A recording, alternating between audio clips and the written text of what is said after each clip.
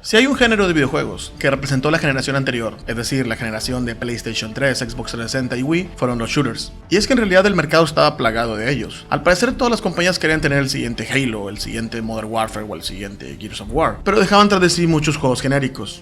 Hoy quiero hablar de dos juegos que tuve la oportunidad de probar recientemente y que llamaron mucho mi atención. Dos shooters de la generación pasada que guardan muchas similitudes entre sí, que son muy buenos los dos, cada uno a su manera por supuesto, hablaremos de eso más adelante, pero sobre todo porque son juegos que considero que están muy infravalorados y que la gente habla poco de ellos.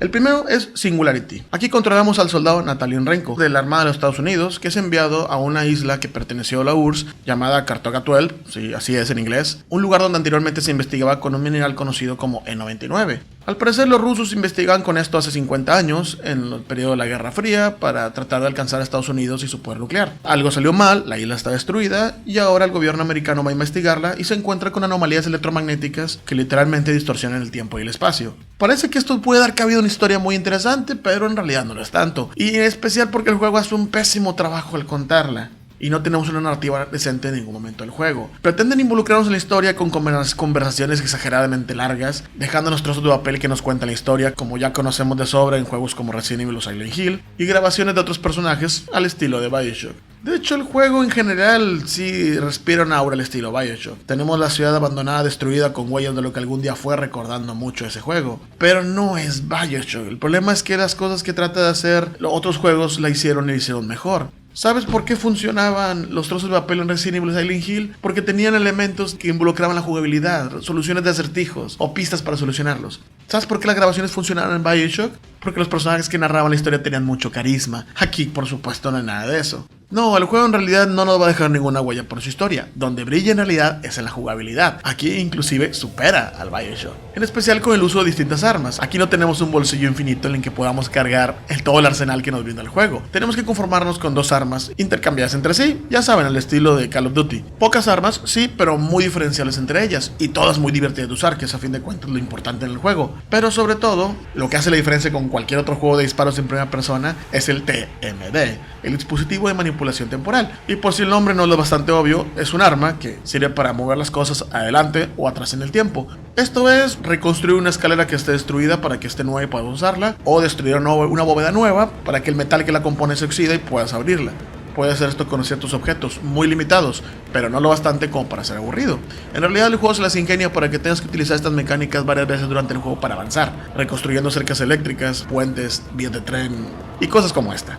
Si el dispositivo de gravedad que utilizas en Half-Life 2 es lo que caracteriza ese juego, definitivamente el TMD es lo que caracteriza este. Alternando entre las dos armas al mismo tiempo, proporcionando muchas facilidades para jugar, algo que no tenía el BioShock, en el cual tenías que elegir entre disparar o atacar.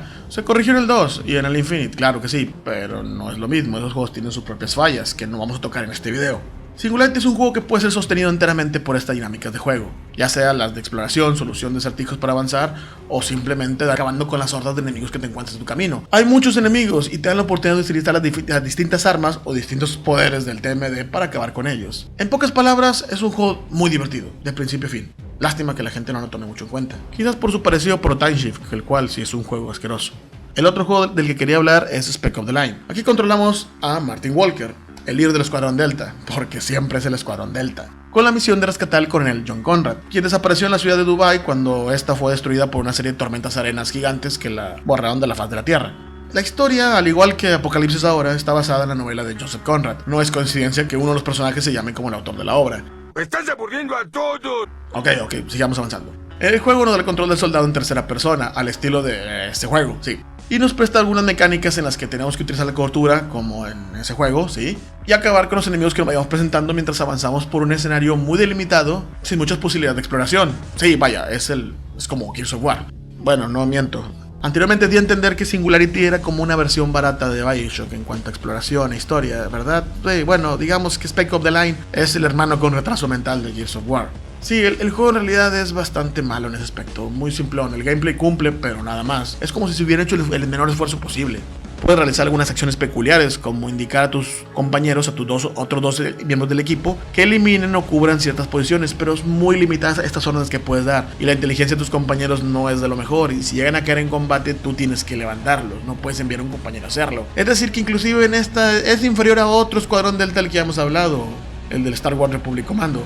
y no me molestaría tanto si no fuera un juego que es de una generación anterior a este todavía. En resumidas cuentas, Spec Ops The Line tiene un gameplay bastante olvidable, pero brilla por su historia. Aquí es donde encontramos la verdadera magia. A medida que avanzamos en el juego, vemos que las acciones de Martin Walker van afectando tanto a sus compañeros como a la ciudad que presuntamente quiere ayudar. Tus decisiones cuestan vidas, y el juego no repara en argumento para mostrártelo y estamparte en la cara los resultados de las acciones malas que has cometido. En realidad es un juego para reflexionar sobre qué es lo correcto, sobre los horrores de la guerra, afrontar con dignidad tus errores y saber cuándo retirarte.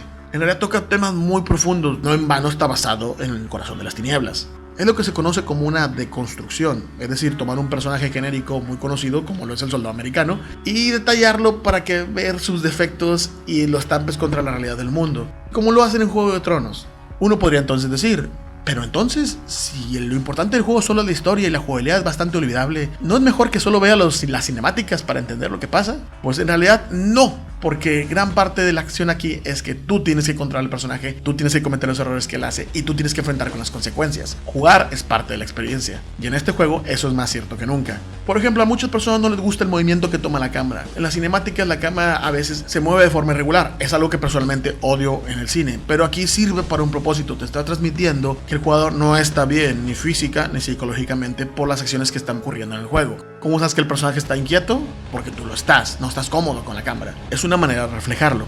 Aunque después de esto, regresamos a jugar el juego y otra vez, cámara perfecta, puntería perfecta. Es una lástima que los elementos de la historia no se hayan acoplado al gameplay para, conforme fuera avanzando la historia, disparara cada vez peor, o se sintiera cada vez más cansado, o simplemente no quisiera seguir avanzando, pero sus razones han de haber tenido. Así que ahí lo tienen, Singularity y Spec Ops The Line. ¿Por qué digo que esos juegos son parecidos? Además de que los dos son evidentemente shooters, aunque uno es en primera y otro en tercera persona, en los dos manejamos un soldado americano, en los dos utilizamos el mismo motor gráfico, por lo cual se siente un parecido en cuanto a texturas. Ambos tienen buenas campañas, cada uno a su parecer. Singularity el fuerte es el gameplay y Spec Ops The Line es la historia. Pero sobre todo quería hablar de ellos juntos porque se complementan mucho entre sí. O sea, si juntáramos un videojuego que tuviera la campaña, la historia de campaña de Spec Ops The Line con la jugabilidad de Singularity, tendríamos un juego perfecto. Desafortunadamente no es así y tenemos dos juegos que se quedaron a medias. Pero sobre todo quiero hablar de ellos porque, como dije al principio, son juegos poco conocidos, poco valorados y de los que no se habla mucho. Probablemente porque se quedaron perdidos en un mar de juegos de disparos que salieron en la generación pasada. Si tienes oportunidad de jugarlos, pruébalos. En realidad los dos juegos son muy recomendables. Como ya dijimos, cada uno a su manera. Singularity es más viejo, así que es mucho más fácil encontrarlo barato, ya sea en Steam, PlayStation 3 o Xbox 360. Spec Ops The Line, aunque no es tan reciente tampoco, es un juego que encontramos un poco más caro, así que sugeriría más jugarlo en Steam. Si hay algún otro shooter de la generación pasada que crean que sea como Singularity o Spec Ops The Line, es decir, que merezca mención, que merezca tomarse en cuenta aunque no haya vendido bien, coméntenlo. Vale la pena conocerlo para jugarlo. Fue debido a otros videos que conocí los juegos en primer lugar. Pues bien, me despido, soy Feanor, nos vemos a la próxima.